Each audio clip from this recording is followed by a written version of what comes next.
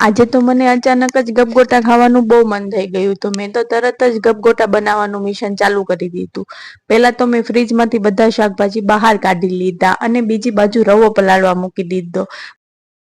5 થી 10 મિનિટ સુધી રવો પલળે ત્યાં સુધીમાં મેં બધા શાકભાજીનું કટિંગ કરી નાખ્યું। કટિંગ થઈ ગયેલા શાકભાજીમાંથી મેં ગાજર અને કેપ્સિકમને અલગથી બાફવા મૂકી દીધા અને બીજી બાજુ આદુ મરચાંની પેસ્ટ કરી અને કાંદા અને કોબીનો વઘાર મારી દીધો।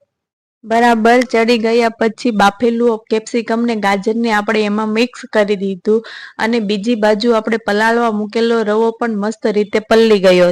હવે આ રેડી થઈ ગયેલો મસાલો મેં પલાળેલા રવાની અંદર મિક્સ કરી દીધો અને બરાબર હલાવી ગપગોટા બનાવવાનું ચાલુ કરી દીધું।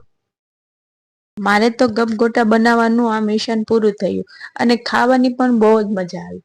જો તમને પણ મારો આ વિડીયો ગમ્યો હોય તો મારી ચેનલને સબસ્ક્રાઈબર કરવાનું નહીં ભૂલતા।